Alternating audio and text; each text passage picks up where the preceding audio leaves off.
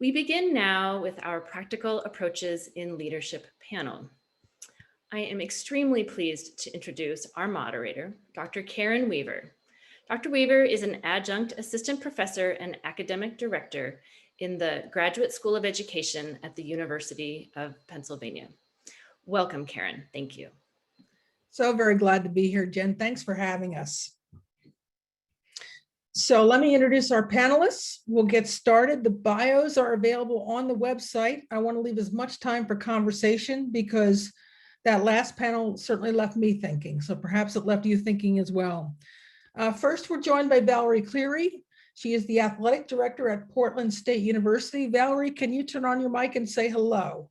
Hello, everyone. Thanks for having me. I'm looking forward to the conversation today.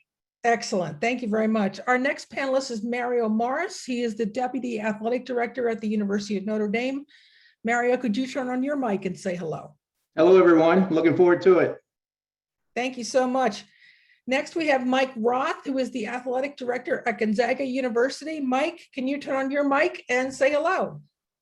Yes, hello, everyone, and happy to be here. Looking forward to the conversation. Excellent. So glad to have you. We're hoping on our fourth panelist will join us shortly, but we have a lot to get to. So I want to welcome our panelists and welcome our audience. I'm very excited about our conversation today. We have outstanding leaders who will provide us a window into now this complex and sometimes confusing landscape that athletic administrators are facing right now. We'll start with a series of questions that I will invite a panelist to comment on first, followed by additional insight from their colleagues. So we're going to talk around one question. We have about 90 minutes, so that should allow us to consider multiple perspectives and contexts. Our panelists will, where appropriate, provide concrete examples and the thinking as we best understand it at this moment in time. We all realize that the Supreme Court and/or Congress could upend this at any moment. So with that caveat, let's get started. Val, you have given this topic an awful lot of thought as it applies to the day-to-day operations of your department, as well as the institutional impact. Walk us through some of your concerns and any strategies you have devised to manage them at Portland State. Well, I'll start off by just saying, I think the greatest concern that I think I could speak on behalf of all administrators is just we're entering into yet another period of uncertainty. We just managed having collegiate athletics during a pandemic. And now we're looking at very significant legislation changes, whether it's statewide, federal-wide, and just also, of course, here nationally through the NCAA. So I think the biggest concern is just the uncertainty and not knowing kind of what the actual impacts are going to be. We could sit here and hypothesize on what is to happen, how it's going to apply at our own institutions, our conferences, and then on a national landscape. But I think right now we would just be guessing. We have yet to figure out what this is actually going to look like. I think from a strategy standpoint, at least that we're working on here at Portland State University, is making sure we have all the right information. And like you had indicated, Karen, that changes on a day-by-day basis. Even just here in the state of Oregon, just in the last week, there was a Senate Bill 5 that had been proposed that was getting ready to be voted on. But then thanks to our peers down at Oregon and Oregon State, they had their presidents had met with Mark Emmert. And even in that, from that meeting, a section of the Senate Bill 5 was actually removed. So every single weekday, it changes a little bit. So I think for us, it's just our strategy is staying up to date and educated, and then also kind of getting our strategy on campus in regards to who needs to be at the table to have these conversations to really plan for what the impact's going to be. So for us, it's just it's a learning game and strategizing and playing a game of chess. Let me follow up on that. How do you regularly inform your superiors? How do you keep them apprised? Well, I'll look at Mario and Mike and say, like, how the heck do we do this on a day-to-day? Because it's complex. It's complex for us that are living and breathing it every single day. But then when you involve government relations and general counsel, and then of course, whether it's your university marketing office and everything down to student accounts, for if there is going to be any sort of distribution to students that the university has to maintain, and of course, compliance.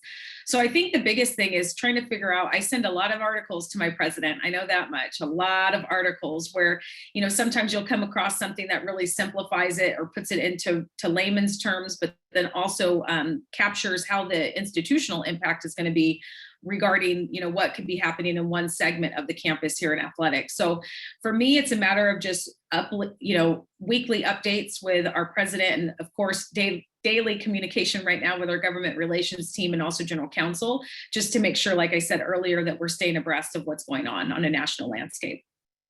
Mario and Mike, you want to jump in and give us your thoughts on that? I think Val hit it on the head, Dr. Weaver. Making sure we, stay apprised of the latest communications and the latest information, because it is changing daily, and planning for all those possible outcomes. And I know we have a group that meets regularly to talk about this and to talk about what the possible alternatives could be and sort of how we would react in those environments. And so just communicating and staying up on the information sort of as it comes in. Can you give us a sense who sits around the table when you have those discussions?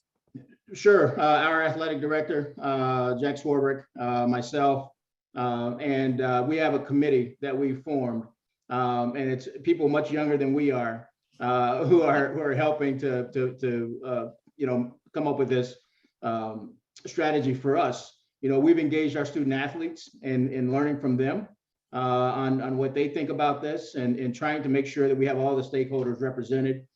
We've met with our coaches several times, but we have a committee that's structured for this, and that's been their job for the last 4 or 5 months. Okay.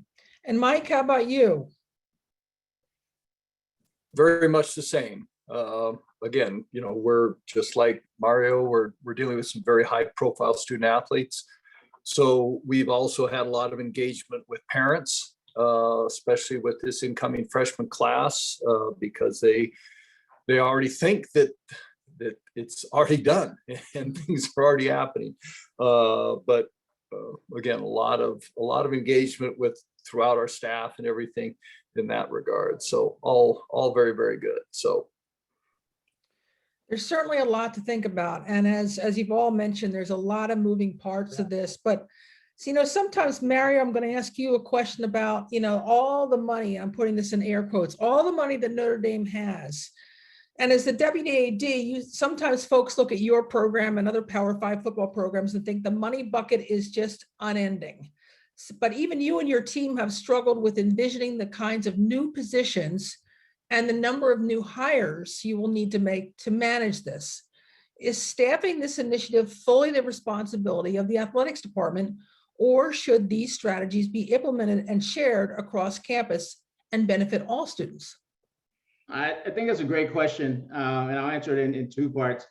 First, we don't have unending buckets of money here at Notre Dame either. We all just went through the pandemic, and everyone was impacted financially by the pandemic, and at Notre Dame we were as well. Many of us instituted hiring freezes and other measures to mitigate the losses of revenue.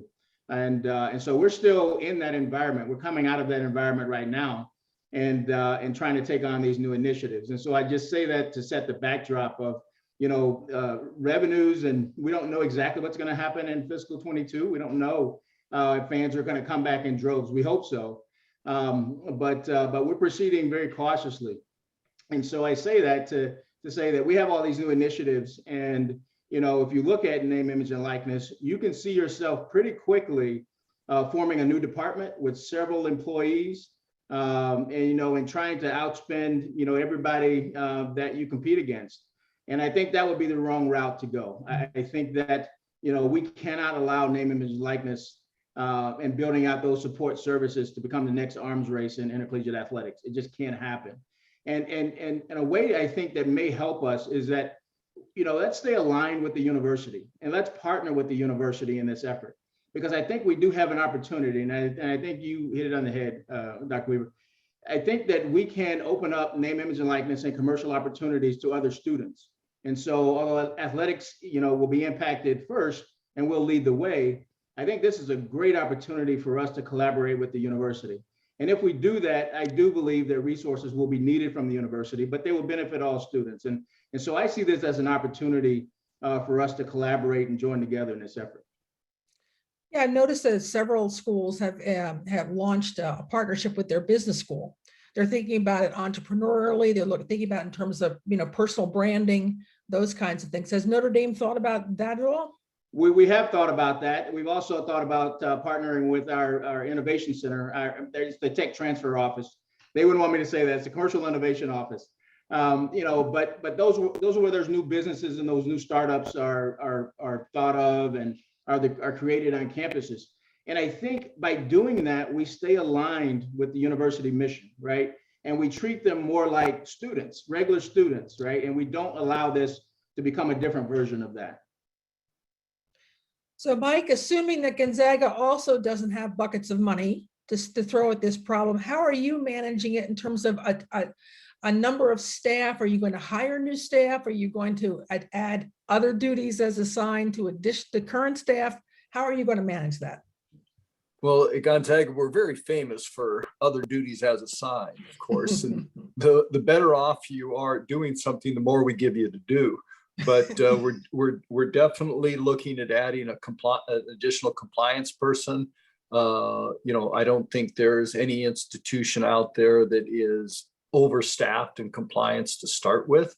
And now this is an additional burden. And one of the challenges is going to be right now, a lot of the discussions that are going on, especially from the national office in Indianapolis, is the ability of the institution to be involved, and to what level can the institution be involved. Yet we're also being mandated that we have to make sure we're in compliance and that we're monitoring things. That one of the proposals in some iteration says that we can't even ask the question. So it is a Pandora's box at the moment in that regard. But as Mario said too, we're continuing to have discussions. Our dean of our School of Business is our former athletic FAR, former athletic representative. He is a former student athlete here at Gonzaga and has extremely close ties to us here in the athletic department, with both of his children were student athletes while they were attending Gonzaga. And so, we look at that as an opportunity to partner. Again, as Mario said, maybe not just for student athletes, but for all of our students in that regard, depending upon, again, how much the NCAA or the legislation, however it comes down, will allow us to be. Yeah, that is the $1 million question, isn't it? Just exactly what are you going to be allowed to do, and to what extent will you have to provide compliance for it? Val, at your institution, other duties as assigned on steroids, I assume. So who outside of your immediate senior team are you keeping in the loop with all of this? And tell us more details about your conversations with them. Yes, I mean, as Mike and Mario were saying, we too are experts at other duties as assigned here. I mean, sometimes it's probably the most terrifying piece of it is, that unknown of how are we going to be held responsible for the monitoring and the support and education. So right now it's almost like I'm on my soapbox using this as the critical topic of how we need to make sure that we are staffed appropriately to support this, to ensure that we do not run into any compliance issues. So for us, it's really a broader scope campus conversation, whether it's including our folks from government relations, like I had mentioned earlier, general counsel, but also our university's marketing team. I'm sitting over here jotting down notes too, because I'm learning right along as we're speaking on this. But I love the idea of the business school partnership too, because I do think it is so important, because the whole heart of NIL is that student athletes should have the same opportunities as other students on campus. That's the heart of this whole conversation. So I think it is a good strategy to use to figure out how can you incorporate this on a campus-wide basis versus just keeping it in-house in athletics. Now, as Mike had said, we do have the responsibility though, that, we have to ensure that this is done by the rules. And so I have advocated tremendously on behalf of compliance that we're going to have to step up the compliance piece. But I also think because of the legalities involved, general counsel on campus is going to have to be fully aware of what our responsibilities are in regards to NCAA compliance, that then whatever policies that we set up is not putting the institution at risk for some sort of issue there that we're holding back a student. So many folks involved on campus, like I had mentioned, from university communications or marketing, especially our trademark folks, to figure out how that's going to play into all of this. But yeah, just really looking at ways that we could have a really strong web of support for our student athletes so that they are educated, because I do think this is going to open up a lot of unknown issues that we can anticipate, but we don't know until we're in it. Absolutely. So Val, I'm going to come back to you now, because you mentioned earlier that you've been having lots of conversations with your state legislators, and they've reached out to you to get your take on the fiscal impact on your program as they have been crafting their bill. At the moment, you've expressed that there's a lot of unknowns in the Oregon NIL bill, and to complicate it further from a competitive perspective, you've indicated that across your conference footprint, there are as many as 4 different NIL bills in play. So what's that going to look like come July 1st? If only we knew, Karen. If only we knew. Yeah, I mean, that's been one of our biggest conversations that we've had with our state legislatures. I mean, whether it's, our colleagues down at Oregon or Oregon State, I think what's been really interesting is when you're looking at the broad scope of NCAA athletics, Division I, II, and III, this is something that does apply universally. And I think even just with us on this call, it's very different at Gonzaga versus Notre Dame versus Portland State. And so really working with the state legislator about what are the impacts on our campus and what would we need to fully be in alignment with how we can support our student athletes and follow this, whether it's a state legislation or federal or just from the NCAA. And making sure that everyone is working off the same set of facts, because I think it's going to impact our institutions very, very differently. Whereas, as we had talked about, many people already wear different hats. We're kind of at this point too, where we're already kind of bare minimum. So trying to figure out what do we need to do to align with that, but it's also based upon what our student need is going to be. At Gonzaga, like, Mike had mentioned, is, there's some people that already probably could hit the ground running with some of this name, image, and likeness benefit to them, whether it's some social media or anything like that. We're kind of a little unknown still. I actually have my 18-year-old daughter. She's on my social media watch. Like, she's the one that's telling me if any of our student athletes are going viral. I have no idea. And so I think it's going to look different. I think at some places you could kind of already prepare for, you might have X, Y, or Z student athlete that they're definitely going to be targeted for some of this. But then at a place like at Portland State, I have no idea. Is it going to be our women's soccer players that are working down the road at Sesame Donuts? I have no idea what this is going to look like. So making sure that we're just very upfront and honest about, here's where we think we're going to need to be, but then here's where we might need to take it if we're looking what's happening down the road at our Pac-12 counterparts. I think that's a really good point, because, whether we like to acknowledge it or not, we're not just in competition with other schools in our conference. For recruits, we're competing nationwide. So having an awareness of when one state's bill becomes law is very important in the situation. And you can bet that the coaches are talking about it. Completely, and even for us in our conference, we had talked earlier about, where, we have California involved, which is obviously one of the front runners in NIL legislation. So kind of seeing where our conference counterparts, whether it's at UC Davis or Sac State or Cal Poly, what their statewide approach has been. But then, we have everyone from Colorado to Utah to Montana to Idaho to Washington. And the coaches, I think, probably have the biggest concern in regards to how this is going to impact recruiting. And we don't know. We could sit here and guess that there might be an impact. I think there's always an impact to everything when it comes to recruiting. So if we were going to guess on this one, I think there is going to impact based upon how each state handles this and what's allowable in each state. Yeah, makes sense. Mike, how about from your perspective? You've also had some conversations with state legislators. What's been your take? Well, not a lot of conversation with our state legislators, but actually a lot of in-depth conversation with Maria Cantwell's office. Maria Cantwell is the Washington senator, US senator, and it's her committee, the Commerce Committee. She chairs the Commerce Committee of the US Senate that is taking on NIL from a federal standpoint. They're actually holding some public hearings scheduled for this Thursday. So it'll be interesting to see what comes out of that. But we've had a lot of discussions, myself one-on-one with Maria, our compliance staff, our head of compliance here has had a lot of discussions with Maria's staff. And to be quite honest and candid with you, it's been a little frustrating, more the staff to staff discussions, just not that they're not good people, just getting them to understand some of the concerns and issues we have, and us trying to learn politics, to be quite honest with you.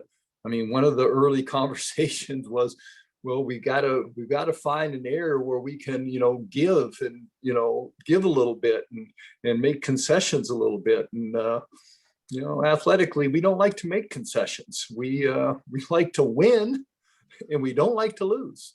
And so playing politics is not a great, at least for me, being old and gray, it doesn't fit in my my wheelhouse very well. But Maria has been great in dealing with this, and it's again a very difficult situation because Mark Emmert has asked that the Senate take this on so that we have a nationwide NIL plan instead of state by state, because each state has little tweaks to it and timing and everything else. And of course, we all recruit, nationally and even internationally, of course, how that affects all those things.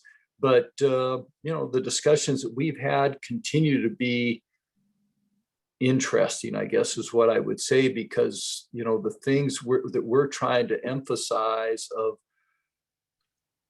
again, going back to what I said earlier, that we're going to have to monitor something that we can't control. And everything else that we're supposed to monitor from an NCAA standpoint, we are supposed to have control over. Recruiting, benefactors, everything else we're supposed to have control over. But if we're being told you can't have any control with what a student athlete does with NIL, you can't have any input, it can't be part of the recruiting process, it can't be. But at the same time, you're supposed to have compliance control over it. Whoa, to me, that's that you're asking for a task that is going to be really hard to accomplish. And I also am concerned about it being fraught with, the unscrupulous, Gonzaga, Portland State, Notre Dame, the three of us represent here, knock on wood, our programs don't have and haven't had recruiting scandals, and we aren't going to have them. But there's plenty of places that do, and schools that we compete against that do. And is this just another avenue? And so it has significant concerns, for us in how it's going to be monitored. And when you remove the institution's ability to be involved, I really think that opens up more unscrupulous behavior than if the institution was involved up front. Let's just be up front, and that's at least my opinion, is let the institution be involved. Let it be part of the recruiting process, because it's going to be. Yeah, I think that's a really good point. You have so many different threads there, Mike, and I'm going to table the National Senate discussion for a second here. But I do want to ask you something that's personal to your institution. You will have some very high profile men's basketball players. And by the way, congratulations on reaching your second title game and second Final Four this year. Very exciting Final Four. You've got parents who care about this too. What are your thoughts and strategies around leveraging the exposure those players will earn and balancing that with the other athletes in your program?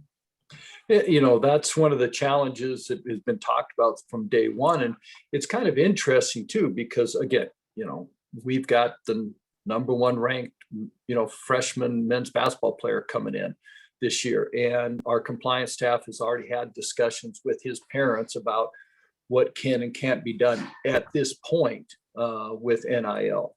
But what I've learned also is that there's also tremendous potential with, in a very positive way, for student athletes that aren't high profile publicly, a tennis player, a golfer, a soccer player, some that don't get headlines and aren't on, ESPN, not on Sports Center every night, that they have, they might have, a social media following for a unique reason and different than just athletics. And so that's where we have to make sure that we're able to support that and allowing that also. As far as, there's been discussion over, well, whatever money that comes in for NIL, it gets equally distributed. That's not going to happen. I mean, in my opinion, again, this is America. That's what's great about America is capitalism has worked for ages and will continue to. And some coaches get paid more than other coaches, and professional athletes get paid more than other professional athletes. Well, NIL, some student athletes will generate more than others. But what's interesting is there will be opportunities for other student athletes to create their own niche, and in doing so, can make some level of profit from that. Yeah, there's certainly a lot to think about there as far as the playing field and how it's leveled. Mario, I want to talk with you. You've got multiple outstanding teams at Notre Dame. And again, how do you balance it, not only from the perspective of, a high profile team like football to the other teams, but in the previous panel, there was some discussion about gender equity and how Title IX is viewed through this whole lens. How are you thinking about that? I'm glad you brought that up. That is something that we have definitely been focusing on. It's caused us to go back and take a look at, the type of, support services, sort of the media content that's generated, and see sort of, hey, how does that look from a gender equity standpoint, right? I mean, because we're gonna have to make sure that our resources are balanced, right? And that we are providing equitable resources to all of our student athletes. We think about, I agree with Mike in as far as the positive, part of this. When we think about the different aspects of this, we think about social media, we think about the sponsorships, we think about the media producing content type of opportunities, and we think about new businesses. I think most of our student athletes will be able to take advantage of most of those. I think what might separate some of those higher profile student athletes from our lesser profile student athletes are some of those sponsorship opportunities. But our other student athletes can leverage their social media, right? And they can produce media content, and they'll be able to start new businesses just like everybody else. I agree. There's this is America is a capitalistic society, and there's always within teams, there's always been the order, right? We know who the starters are, we know who the backups are. I spent my time in each one of those, right? And so that. I think that our coaching staffs and our administrations, we're going to have to really have strong culture, right? And we're going to have to make sure that it doesn't get away from us, right? I can envision when a team is not doing well, where student athletes sort of scatter. And so we're going to have to make sure we pay attention to it, as we move forward. Mary, I'm going to stick with you. Let's talk about collab houses or influencer houses, okay, as it relates to town like South Bend, all right? For those that don't know, in Los Angeles, Atlanta, Dallas, Las Vegas, a new collection of influencers are cohabitating, sparking creativity and holding each other accountable for producing consistently shareable content on video sites. This has been part of the TikTok rage. The age range for these houses is ages 15 to 22. Think about that for a minute. These pods trade strategy on how to raise their profiles and grow their revenue streams. They are attracted by the locally based entertainment ecosystem, and in Georgia, favorable tax credits. Young adults are renting large homes in and around those 4 cities. I don't think it's a stretch to see similar models happening in South Bend or College Station, and to see that the collaborators extend beyond the football. You can imagine a football player thinking to himself, now that I can monetize my brand, Why shouldn't I live with people who are thinking 24/7 about how to create the next viral video? Forget living with other athletes in the residence halls or in a football house near campus. I'm going to be part of the influencer economy now. And Mario, you are a former football player yourself, so I suspect you might have some thoughts on this. Yeah, well, first of all, I couldn't imagine myself living in a collab house or an influencer house. But I think it has merit. I think you'll always find like-minded students wanting to collaborate and live together and do certain things. I think this provides an opportunity for them to share resources, right? Video equipment, technology, those types of things. I think one thing that we do know and that we've sort of learned throughout this process is that in order to increase your social media following, you have to constantly produce content. And so I think, being in a collab house and sharing strategies and helping each other out is something that would be helpful if that's your goal. As an administrator and as a former student athlete, one of the concerns I would have is that the student athlete would start to drift away from their team or their sport and may cause some friction or some tension with the internal team dynamics. And so I would be careful of that. First we have to focus on our academics, and then we are there to compete athletically. And time is very precious in a student athlete's life. Everybody knows here that there's just not enough time. And so I could see where there could be some tension there if you were devoting a lot of your time to producing content, living in a collab house.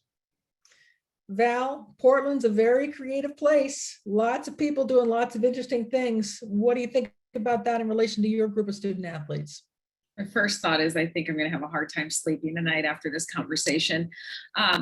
It definitely could happen easily. I mean, I'm going back with Mike. I think these are the moments where I start feeling really, really old, where I'm like, why would you even do that? Like, what are you possibly creating content on?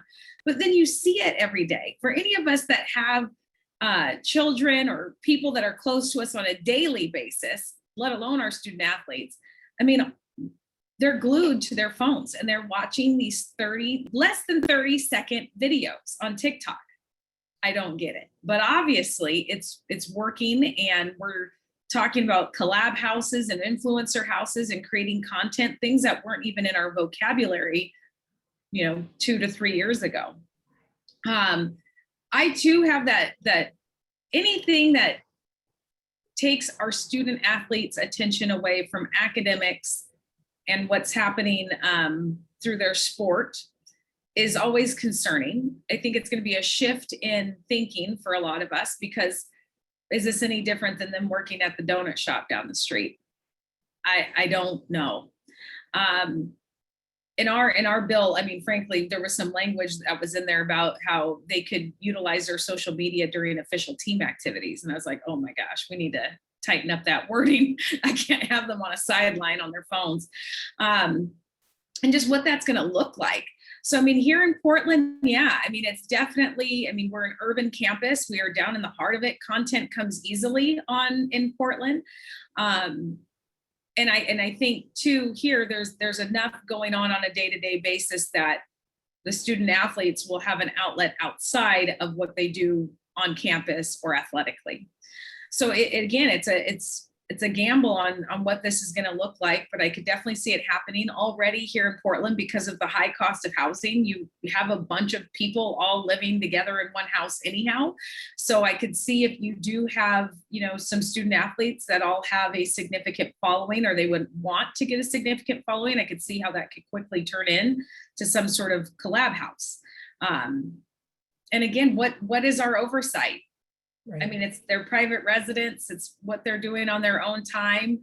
I don't know what our oversight would be outside of whatever the realm of NCAA compliance says that we need to monitor. And just as a side note, again, with the state of Georgia offering tax credits to the entertainment industry, imagine it'll be Collab House LLC, so they can make sure that they can get as much tax benefit out of this whole thing. So it does happen.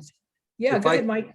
A comment on that too. From our standpoint, or from my personal standpoint, representing Gonzaga athletics, I'm not concerned about that collab house type environment. We again, we're not a giant institution by any stretch. And we encourage our student athletes to, be part of the community. In fact, that's one of our 3 goals. Our goals are to win on the court, to water the field. Our goals are to win in the classroom, but our goals are also to win in the community, to be good community members. And as an example, going back to the success we had in men's basketball this year, we were the #1 team in the country throughout the year. Corey Kispert was a senior on that team. Corey was a first team All-American. He will be named later this week. I'm confident that he'll be named later this week a first team academic All-American. And he lived in a house with non-student athletes. None of his teammates, and yet he was a great leader on that team, a great member of that team, but he was part of the Gonzaga community. And I think that's one of the things that in some ways we want to continue to encourage our student athletes to do. And Mario's right, we have to make sure that they don't completely leave their athletic brothers and sisters, but at the same time, sometimes they need a break from that too. And I spent 24 days in the bubble in Indianapolis with our men's basketball team, and that was spending it with the team. And again, they got along great, even though they, some of them were roommates regularly, and people like Corey and some others on the team weren't team roommates. So I think it's that could be actually a positive outcome. Absolutely. I think there really is value in seeing other people besides the same people 24 hours a day. There really is some value in that. Mike, let's circle back to your conversations with U.S. Senator Maria Cantwell. Obviously, she has been very influential in trying to craft a bipartisan piece of legislation. Rumors were this week that that piece was moving quickly through both houses in terms of gaining co-sponsors and support. And of course, we all know that NCAA President Mark Emmert was on Capitol Hill a week and a half ago, trying to leverage a bill that could solve the NCAA's problems by July 1st. What do you think is the most important thing for our audience to understand regarding the language that Senator Cantwell's staff has talked to you about? What are the things that you hear them talking most about? Oh, that's, I guess some of the things that there's concern that we have is some of the things that they continue to talk about, because they're still in the education phase of trying to understand what they're dealing with. Val, Mario, our staffs, every staff in the country right now, we live this every day. We understand how recruiting works. We understand how hard compliance is in the pitfalls within it. We understand dealing with 18 to 22-year-olds. I mean, our jobs are predicated on the decisions 18 to 22-year-olds make. Talk about going into a stupid career. You base your career on decisions 18 to 22-year-olds make, and they're knucklehead coaches for that matter. So, but at the same time, so one of the things we've worked with Maria's staff is trying to educate more than anything else along that line. And I still, the concern I still have is there is the politics that are involved. So as you said, trying to get both parties to come to a level of agreement, which they don't like to do. I mean, let's face it, they just don't like to agree with each other under, in my opinion, sometimes just principle alone. And I don't like the idea that college athletics is now in the political realm, because I don't believe there's any, we should be involved in politics in any way, shape, or form, but that's the bed we've made also. We have to remember that we had the opportunity as an entity, as a membership organization, to fix this before it got to the politicians, and we didn't. And so now we have to live with the fact that either state by state, or hopefully on a federal level, that we can come to some level of direction. And what's interesting right now is I'm very concerned how much the folks in Washington, D.C. are really listening to Mark and his staff. I really am. I don't believe that. I kind of get the sense that they've heard enough from them, and you had a kind of the attitude, you had a chance to fix this and you didn't. And so now you've thrown it at us. So we're going to fix it ourselves. And if you don't like it, tough. So, it's not, as Val said, it's not things that are going to help us sleep any better at night. It's just the reality of we've moved college athletics in this, at least in this entity, into the political field. And that's the last place we wanted it to be, in my opinion. That's a really good point. I have sensed that too, that sometimes the senators have just had it with the NCAA's viewpoint. They want to know how it affects the student athletes, how it affects the institutions financially as well as structurally. Those are all really important. But there's one thing that certainly Mark Emmert has talked about, and one or two other proposals that I've seen, and that's this idea of giving the NCAA some sort of antitrust exemption. They're very concerned about constantly being under legal battles, and the NCAA's annual budget reflects millions and millions of dollars in defending lawsuits. Mike, let me start with you, then I'll go to Val and Mario. What's your sense on how the NCAA can at least try to limit the amount of lawsuits and the millions of dollars that could be going to schools, instead going to defend lawsuits? Any thoughts on that? Well, yeah, I mean, again, since I've been at this a very long time, it was interesting prior to the restricted earnings lawsuit that took place in the, what was that, early 19s or early 90s, I mean. I haven't been around since the 19s, I guess. I did play at the school that Val was the AD at one point in time, and it was Peach Basket days then. So, up until the restricted earnings case, the NCAA had never lost a lawsuit. They had won every single suit taken against them. And then from the restricted earnings till now, they've lost virtually every time.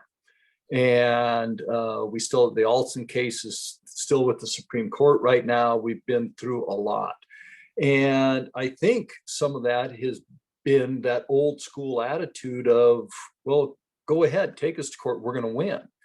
And instead, now we've lost, the NCAA has lost over and over and over again, and it has cost millions of dollars in that, for the most part, are going to, well, I got Jacob on my screen here. So, some of our law grads are gaining some of that revenue, but it's going to previous student athletes in class suits and that. But one of the things it does, it takes away from present student athletes too. I mean, it goes back. The NCAA is not a bottomless money pit either. In fact, with most of the lawsuits that have taken place, including the Alston case, it's up right now. The discussions are, okay, how are we going to pay for this? And the money's going to come from the institutions through the different conferences. And so then how are we going to cut back on that? So I go back to no differently than what we do on our individual campuses. We make decisions all the time to make sure we're limiting our liabilities. As Val's talked about, discussions with general counsel, discussions with experts in the legal areas that as an athletic director, I am sure not, but to make sure that we're not positioning ourselves for future litigation. And I think as an NCAA body, we have to do a better job of that. We have to position ourselves better than that, but we're also in a more, what is the right term here, litigious society. And so it's, easier to chase after that. And again, we talked about March Madness and the NCAA tournament, and all you have to do is read the media reports about how big that CBS Turner contract is to think, there's money there. So $850 million every year. It is a lot of money, but it's actually closer to $1 billion. When it's all said and done. Yeah. Val, what's your take on this idea of using this moment in time with Congress to try to close the door on spending so much money on legal situation, as Mike alluded to not necessarily winning every one of them, but you still got to spend money on lawyers' fees. Is there a way that Congress can help the NCAA in that issue? Well, not to derail, Karen, but I actually want to go back a few steps to what Sure. Mike was talking about that I really do think is at the heart of this. As Mike was talking about with working with our state legislature about what this means, like we're in the mix every day. And the general sentiment that I was getting, and I think it's what the NCAA faces too in regards to some of these lawsuits, is there's a question of whether or not institutions or the NCAA truly has the best interests of student athletes at the heart of their decision making. And as us on campus know, there's very rarely a decision that is made that is not heavily weighted on what is best for our student athletes. And so if you take that as a few steps further, and I don't know if this falls under marketing or heck TikTok videos or whatever the heck we need to do to make sure that the general population, because now this has turned into something that's very political and nationally debated, is what is our true intention with our student athletes. And I think because we are that capitalist society, people see a $1 billion contract number and think, well, where is that money going? You have student athletes, as we heard in one NCAA tournament, that are saying they're going to bed hungry at night. Well, is that truly accurate? And not that we ever want to question, the perspective of our student athletes, but as we're sitting here on campus going, there is no way. And if you were hungry, I guarantee if you came to us, we had 1,000,001 resources available to you. So I think it's these sound bites, which if you tie this all together, which makes me a little nervous too, is we're working in a society of these sound bites right now. And it takes one influential person, student athlete, media member, whatever, to go on these sound bites about what's happening to that $1 billion contract for March Madness. You have student athletes who are saying that they are hungry and they can't eat, even though that they're playing in this $1 million tournament or $1 billion tournament. So where does the truth lie? So when you have politicians that are trying to win votes of their constituents, it's really easy to buy into these sound bites without having all the facts. And as all of us know, I spend more time in my role as an athletic director of balancing the perception versus reality.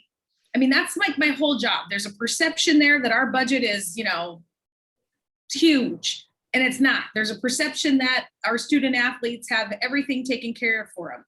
Not the truth, or there's some misperception about what that actually means. So I think when it goes back to how the NCAA needs to approach these lawsuits, I don't know if it's just that as a profession, as a membership, that we've let the narrative get away from what the actual facts are of our day-to-days and our student athlete experience.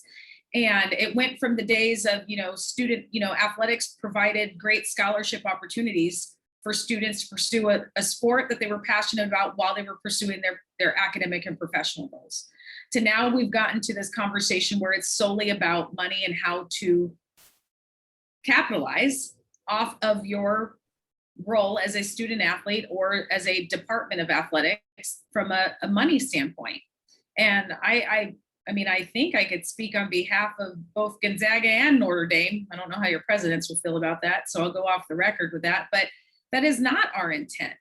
No matter how many tickets are being sold or sponsorships being sold, that whole premise of that is to be able to provide opportunities to our student athletes and the general campus as a whole, all of our students. So I'm passionate about this, if you can't tell, is that I think maybe it's that we all have lost sight of how we get out there the actual truth of what our mission and values are. And we've let these other narratives run away with what they think it is. And it's not the reality. Yeah, thank you very much for sharing that. Mario, what do you think as far as the national landscape goes in terms of, are there opportunities to be had with this legislation if indeed we have to rely on Congress to craft something? So I'm going to put on a couple of different hats. It's my former student athlete hat, it's my professor hat, and my administrator hat. And they all would say something different. I think it's a much broader conversation when you start talking about antitrust exemption for the NCAA. I just think that there's so much more to consider than just limiting the damages and the spending for lawsuits. And so I'd probably want a longer, a longer time period to review that.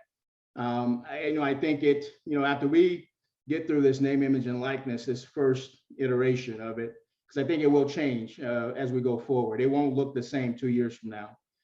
I think it's time for us to take a look and sort of look at the governance model. I know the Knight Commission just put out a recommendation, and I think we should continue to look at that. I think we should continue to take a look at the governance model, see what works for the NCAA to be governing, see what works for the conference to be governing, and see what the institution should be responsible for. And so I think we should continue to have that conversation as we move forward. Yeah, I think we have to realize that maybe the organization that was created so effectively in the 50s and 60s and 70s maybe doesn't work in the 21st century. So maybe there's a new model to be had out there. Mary, I'm going to stick with you. I'm going to stick with you on a second. Yeah, go ahead. I was just going to say it clearly is not working. I think you'll find agreement on that. Yeah. Let me shift gears here. Mario, one thing you mentioned was Notre Dame has been the issues of athletes using university trademarks. Has your department come to any conclusions, and has the ACC as a conference made any determinations about their logos and marks? So as I take it, the current draft rules would prohibit our student athletes from using our university trademarks or other marks. And so we don't have any other considerations here at Notre Dame or that I know of in the ACC. But I do think it's one that we should revisit. This is where we're trying to, keep the student athlete and the university from sort of intermingling. And I think this is one where we might ought to take a look again, because practically we give our student athletes all this content right now, and they're posting this on social media.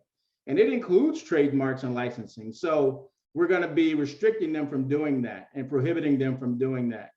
I think that, if you look on university campuses, there is a trademark and licensing office, right? And there is a process one can go through to use a university trademark, and normally there's a royalty or something that's paid, and one of those way out there ideas, we may have to think about that in that process for our student athletes. So if they use our university trademarks and licenses, that they pay a royalty for that, right? It's a normal activity on a campus. And so I just think that, we need to take a look at that proposed legislation, and maybe potentially allow them to use the trademarks and licenses, right? But regulate it like we do normally on a campus. And I've heard Jack Swarbrick talk about actually incorporating athletes into your Nike contracts. Do you have enough understanding to give us a snippet about that? So we are with Under Armour. Okay, Under Armour, sorry. But, right now, we do believe that. And I wrote about this in an article, last December. If you think about sort of what happens on the ground, in our sponsorships, you're going to be creating some tensions between your sponsors and others. So if we do have student athletes that are wearing Nike, right, when we have an Under Armour sponsorship, we're going to be on the phone with Under Armour talking about that, right? And so I think we should revisit that as well. This again is sort of in that bucket of things of, we're trying to keep the student athlete, away from sort of the university and student athletes separate in this regard. And I just think we should revisit that. That is something that I think will help if we are able to do that, right? If we are able to incorporate them somehow into our sponsorship deals, or at least allow them to be, utilize some of the sponsors. And so I just think that, again, however it starts, I think we'll have to continue to think about these things as it evolves. Makes a lot of sense. Mike, how about on your campus? How have you guys thought about licenses and trademarks? The same way as Mario said, and yet I strongly believe, again, this is another reason that allowing the institutions to be involved with NIL, because you're right. We are a Nike campus here. And if we have a young man, a young woman that wants to cut a deal with Under Armour, Well, that's a problem for us because, you know, as Mario can tell us, and we can tell you that the shoe contracts with some institutions are very, very valuable and a significant source of revenue, and something we don't want to put at risk in any way, shape, or form, because it affects all of our student athletes, not just the high profile, you know, top 10, you know, Sports Center top 10 kid. It is all of our student athletes that benefit from those. And so from my standpoint, I think that allowing the institutions in, and I know I'm probably, you know, beating on a dead horse here because I don't know if it's going to go anywhere, but I just feel so strongly that we should be allowing the institutions to be heavily involved from day one with this whole thing, including then using our image, because, you know, we had one of our student athletes that, you know, competed in the NCAA tournament who signed with an agent right afterwards and did one of these non-fungible, whatever they're called, things. NFTs. Yeah. Mhm. Yeah, of course. Yeah, I'm way too old to understand this stuff, but they had to go in and take footage and remove Gonzaga and our logo from that. Well, from our standpoint, we kind of, you know, we're not opposed to having our name out there. Like Mario said, as long as we have the control over what it's being used for and how it's being used. We do that already with how anybody uses our mark, and we make a profit from that, yes. But to not allow a student athlete to do that who represents us by wearing the uniform, again, it goes back, doesn't make a lot of sense. We're fighting against each other. And that's the last thing we want to do. We want to be here to educate young men and young women during their 18 to 22-year-old roughly ages, and send them out into the world to be professionals in whatever format they want. The old NCAA adage of going pro in something other than sports is 90% of all of our student athletes, of course. But giving them the opportunity to learn from these things.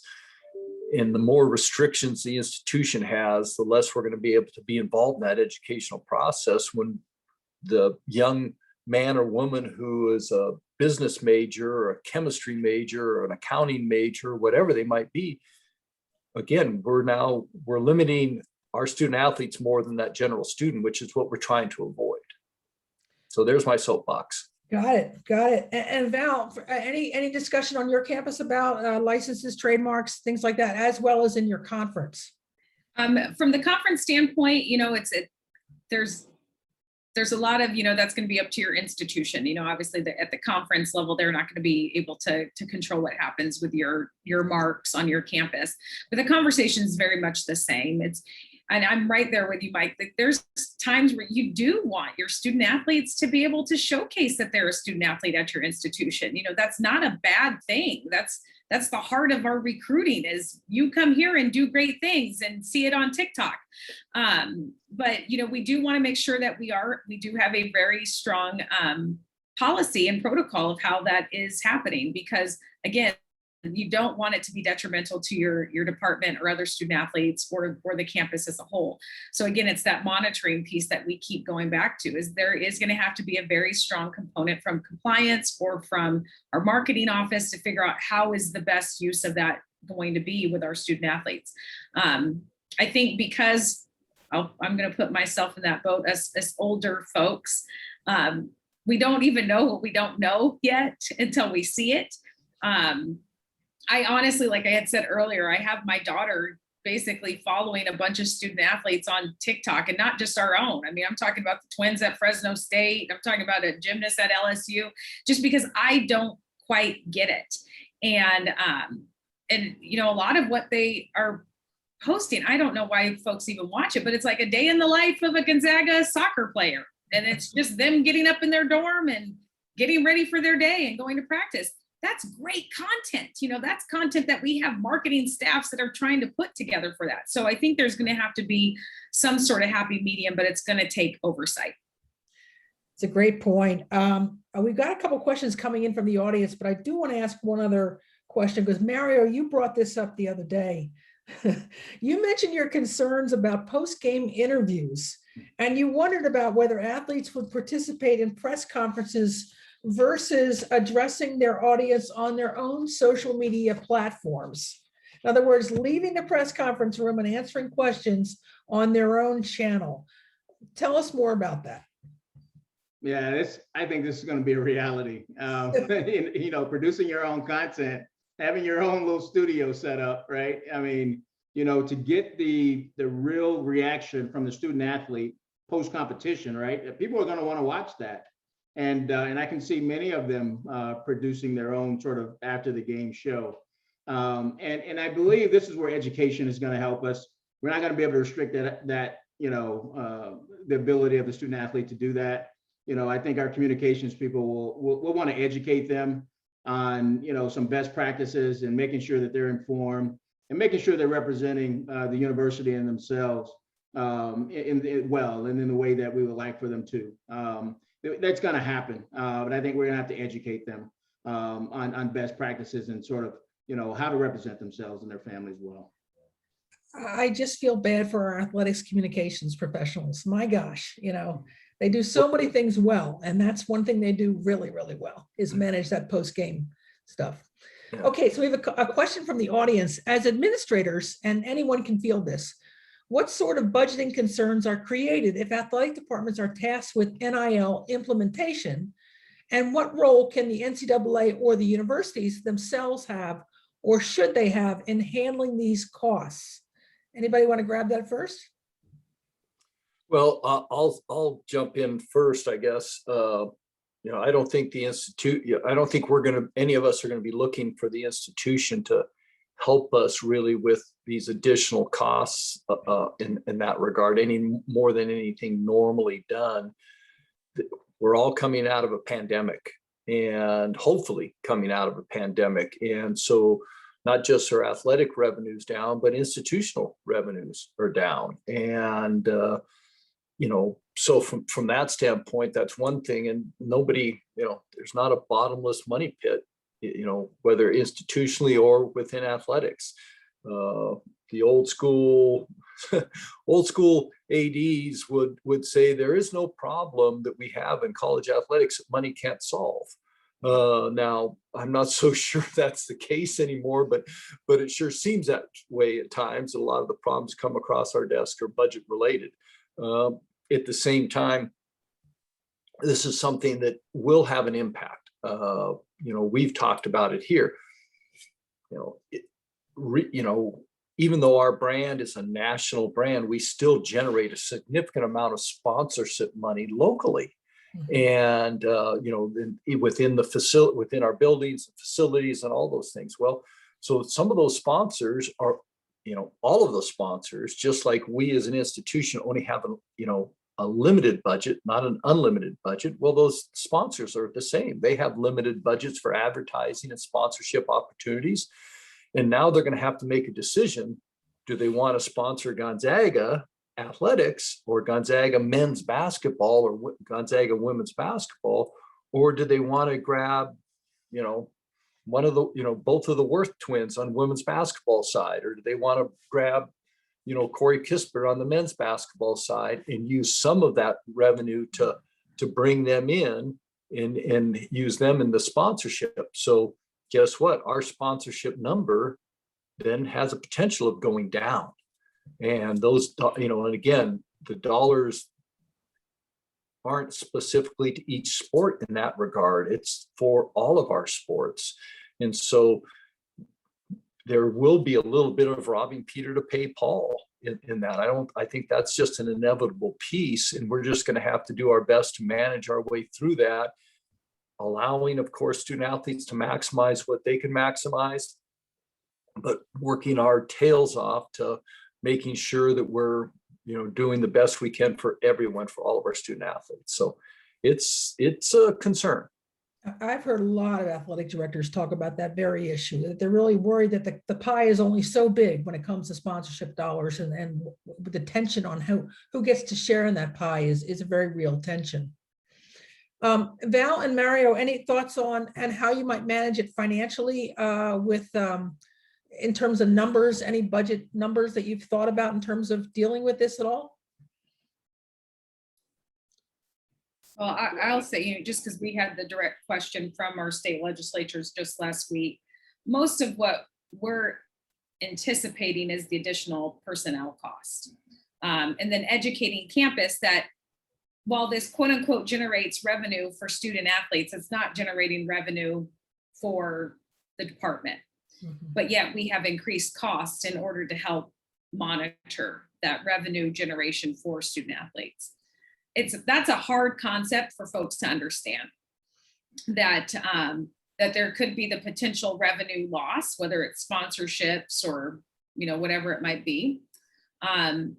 At our level, I mean, some of our conversation actually went back to just some social media demographics, where we're at Portland State, we're not too worried about the hit on the sponsorship dollars, just because of who our sponsors are and what they're trying to target. But it could take away from potential sponsors if they find more benefit with going with an individual student athlete as this arena expands. I think it's new for a lot of corporations anyhow to figure out how they might monetize this, because again, let's remember, it's a business. They're not just doing this to help put a few dollars in student athletes' pockets. They're doing it to put a lot more dollars in their pockets. And making sure that we educate our student athletes. Yeah, you're going to be able to get some of that, but again, we're in the business of educating students, and we want to make sure we educate them on sound business principles as well, so they're not exploited. So again, it's just one of those we don't know until we see it. But if anything, for us, we're trying to figure out too, how can we actually have this help us with increased revenue that then we can support the student athletes NIL efforts. But we have yet to figure out a plan for that. So if you guys figure out something, just shoot it my way. I think it's going to be harder, as Mike alluded to go back to the institution this upcoming year and in years coming, because of coming out from the pandemic, to say we didn't meet our sponsorship goal by $20,000. So, but Joe Smith on the men's basketball team made $10,000 from a sponsor. Do we equate one with the other? Do we say, well, the money that went to Joe should have come to the athletic department? I think we can get into a situation where it could be really stressful on how do we equate where the money should have come from if we come up short in our deficit spending. I don't know what you all think about that. Yeah, just to chime in, I am concerned about the price tag of this, and we put together a robust plan, and we will be ready to compete and offer those services to our student athletes, but we're going to do it responsibly. We have a plan to add a couple of additional employees at the beginning, and see what the rules are and see how it develops. I think we're using shared resources, like Mike and Val were saying in the beginning. We have people that are going to be performing multiple duties, and they will become NIL other duties as assigned. We are probably an example. We're adding some graphic artists and some video content people, but they're going to be utilized across the department, including in some revenue generation areas. And so we're proceeding. We will be ready, but we're doing it responsibly. We have another question, shifting gears a little bit. It's more of a question and then an idea around the releases that student athletes sign for allowing the institution and or the NCAA to use their image. So the question is, do schools use this piece potentially, and have they thought about using this potentially to make them go through the standard licensing procedures? For example, would it make sense to just create a more mutual release form? We're going to use your image for tickets, publicity, et cetera. Well, you can use institutional marks for NIL purposes. Mario, have you thought about that at all? I think it's a great idea. I didn't think about incorporating it into that document. We have our own document here at Notre Dame, but I think it's a great idea, and thank you for that. I'm going to take it back. I think that's, it's a wonderful trade-off, right? I mean, and so Thank you for the idea. I hadn't thought of it, incorporating it into that document, but definitely going to take that back to our legal team. I was just Anything gonna else? add that. Go Oh, ahead, Val. sorry, I was gonna say, I was gonna add that too, Mario. It's like, I think our legal team would have a field day with that one, because I feel like the language for the reverse of using the image has a lot more open interpretation for us putting it on a schedule card or a poster or billboard to come to a game. So that's why they get paid the big bucks. That's right. All right, we're going to shift gears a little bit more towards the Olympics end of things. How does NIL affect collegiate athletes who compete in the Olympics and may be seen in ads or other media for the Olympics? Or is there an exception by the NCAA for those who compete in the Olympics? Anybody want to respond to that? Well, in recent years, there has been some leeway with student athletes that are competing in the Olympics. I know I don't have the details, but I know there has been that. And the Olympic model is where NIL started. NIL started with, well, it works for the Olympics. And the dilemma there has been that, well, yes, Michael Phelps has made millions and millions and millions of dollars off his name, image, and likeness. But no one was recruiting Michael Phelps either, because he only had the opportunity to swim for the USA, and other countries weren't trying to recruit him to come and compete for them. And that's where the rub between, at least in my opinion, where the rub between the concept of NIL for Olympic athletes versus collegiate student athletes is that recruiting process. And now with the transfer portal being wide open, it's an opportunity to literally be going to the highest bidder in that regard, whether that becomes a legal thing to do through the NCAA rules, or if it's not legal. I think any of us that don't believe that isn't going to happen in some way, shape, or form, or we've got our head in the sand. But I think that one of the things from an NCAA standpoint, the NCAA has been more and more in recent years student athlete friendly, and that's a good thing. And I think that will continue. And so if a student athlete competes in the Olympics and gets some level of remuneration from that, I can't imagine an outcry of saying, whoa, wait a minute, then how are they going to be able to compete back on campus? But again, one of our top gymnasts who just came back out of semi-retirement, Simone Biles. Yes, she's making millions and millions off of name, image, and likeness. I don't think that coming back and whatever restrictions are in place at the NCAA level would be something that would make a lot of sense in that regard. But that's just my opinion again. Let me shift to something that in my mind feels like everybody's worst nightmare. So I want to know how you're going to handle it. What if our athletes want to produce content at practice, during a game, in the trading room? How do you think the department should manage that? Is that a coach-only decision? Do you need to have consistency across all programs and include it in the student athlete handbooks? Do we need lock boxes for phones? What should we do?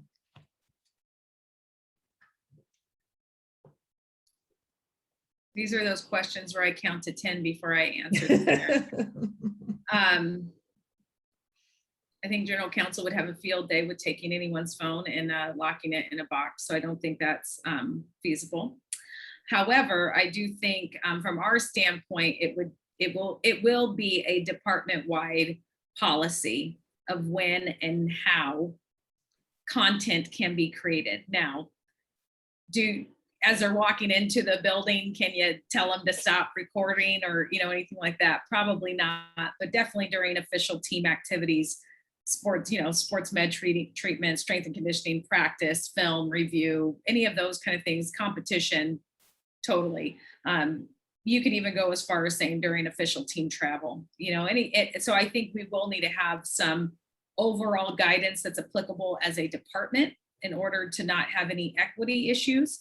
But I do think that it will need to be closely looked at to figure out how to make sure we're not infringing upon the personal rights of our student athletes. I'll say that to all the attorneys that are on the call. Right. I agree with Val on that one. I mean, again, you're talking when you're in the training room, again, you got HIPAA. So you got all the acronyms, HIPAA and FERPA and all whatever, all the other ones. And so I decide I'm going to be recording, but my teammate doesn't want that recorded. And that's going to be a problem. But, again, you may have seen some of the post-game celebrations of our men's team during the NCAA tournament because CBS was in the locker room. Mhm. But you would also have seen a number of our student athletes had their phones out and they were recording. And, and rightfully so. This was this was a historic run, and taking away that opportunity for them to record something that they could have with them the rest of their life. And remember, the water fights in the locker room, they were a lot of fun. But, if somebody's going to post that to social media to make a profit, where is that line? And, as an old school, both student athlete and a coach before I became an administrator, the thought of student athletes recording locker rooms isn't a good thing, and yet we've also found out some bad things that have happened in locker rooms because some student athlete recorded something. So it's sticky, right, Mario? I agree, Mike. I think it's going to cause, I think we would go back and take a look at, our team rules and our policies. I think Val mentioned something. I think having those be consistent across the department to a certain degree, I think are important when it comes to this. I think each coach is still going to want to have some of their own, team rules, but, I think we are going to have some kind of policy, some policies and some guidelines as to what is appropriate and when, and so it's more to come. There's more to tackle every day as we go through this. So I'm going to end on a final question, which I hope won't exasperate you too much, but Mike alluded to it. Mario, I think you mentioned it too. And we'll, for lack of a better word, we'll call it the Kardashianization of this problem when it comes to family members who want to be co-creators / co-business owners with their son or daughter who's a high-profile student athlete or social media influencer. We all understand that family members want access and they want and deserve to engage with their sons and daughters and what they're doing. Any strategies or ideas on how your departments are going to manage this? I'm sure our audience will be very interested to hear that. Val, why don't I start with you? I have to count to 20. That one. Again, what I always tell my staff, it's like, you can't control everything. Like, you just have to control what you can control and what's within our purview to monitor. There's no way we're going to be able to go down the line of managing parents. There's just not. So again, if it's following the general principles of, our trademark use, that kind of thing, I think that's the only thing that we can control, just like we would any other vendor that we work with. And other than that, I hope we just cross our fingers and hope that content is created with the best of intentions in mind. Yeah, I think I agree with Val. It's going to be hard to control, a lot of the third parties, right? And so I think it's education. I think we're going to really have to educate our student athletes because we don't want them to suffer harm, right? And so we do want to educate them on how they deal with their families and with third parties, because there are going to be a lot of people looking to interact with our student athletes when it comes to name, image, and likeness and commercial opportunities. I think that's a really important point, Mario, because I don't think even some families realize how other family members might view this as an opportunity to really make some money. And I think that's what we're all concerned about, is that exploitation factor. But also being realistic, that as we said at the very beginning of the conversation, this has been a right that every other student on campus has always had. So how do we manage this under the guise of the hot spotlight that is college athletics? Mike, I'm going to leave you with the last comment today. How do we manage parents? You're going to be dealing with this starting in the fall, as you mentioned, with one of your men's basketball players. Yeah, I mean, it's an interesting evolution. When I first started in college athletics, parents weren't involved. You really didn't, parents didn't come on recruiting visits. And now not only they come, you pay for them to come on recruiting visits. And you as a coach, you didn't have conversations with parents. As athletic director now, I have conversations with parents all the time, especially in the recruiting process, and then onward throughout that. So parents are more involved than ever. It's just societal. It has nothing to do with college athletics, at least in my opinion. And, how are we going to manage that now moving forward with name, image, and likeness? The higher the profile the student athlete is in the high profile sports, those sports have the opportunity, not only with name, image, and likeness for revenue, but future professional opportunities. I think that's where parents are more and more involved all the time. And in some ways, you need that. You're talking about a 19-year-old becoming a multimillionaire by signing a contract. I would sure as heck hope that mom and dad are, involved in some way, shape, or form, or at least, that young person is getting good advice. And that's one of the things that we've always worked with our high profile student athletes here, is advising them just to start with when they decide to leave the institution, either as seniors or leave early for the draft, to make sure we're getting them involved with good representation agents that are reputable, that are good at what they do and can be trusted. And because that's an area of exploitation that has and will continue to take place, unfortunately. And we need to try to, again, going back, as Mario said, what is our job? We work at higher institutions of higher education. So our jobs ultimately are to educate. And if that's what we're doing, we need to make sure we're educating in all aspects. And in this way, preparing them to, again, handling their finance, and who's handling their finances, and what are those opportunities, and understanding pitfalls, and knowing that there's not a perfect solution and there's not a one size fits all.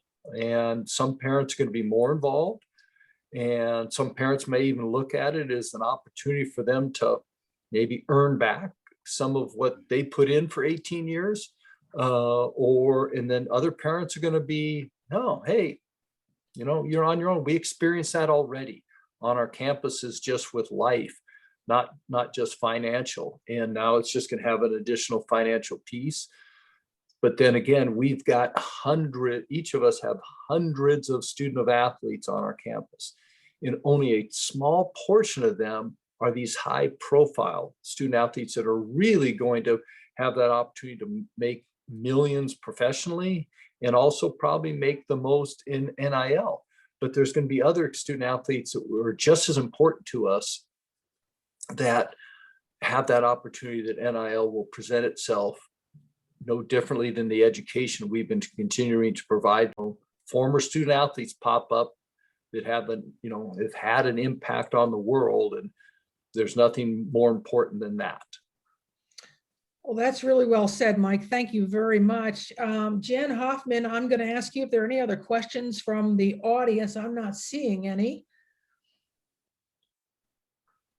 No more questions from the audience. Okay, that's we great. wore them out. Is what we just what happened. Well, I want to take this moment to thank my panelists, Val, Mario, Mike. You've all been tremendously insightful. I think you've given our audience a better understanding of how tenuous this time is, but also the grounded principles from which you're making decisions from. I think that's a really important part of this, because we can't just make decisions based on on what the Congress says. We have to make decisions that are grounded in our institution's vision and mission. So thank you all for your contributions today. I also want to thank Dr. Jacob Rooksby, Dr. Jen Hoffman, the Gonzaga Law School and the University of Washington and the Knight Commission for sponsoring this panel. I think it's been a really informative discussion. Thank you. Thank you, Karen. And thank you to all of our panelists for sharing your perspectives on leading college sports as we embark on a short-term future that is sure to be complex and chaotic.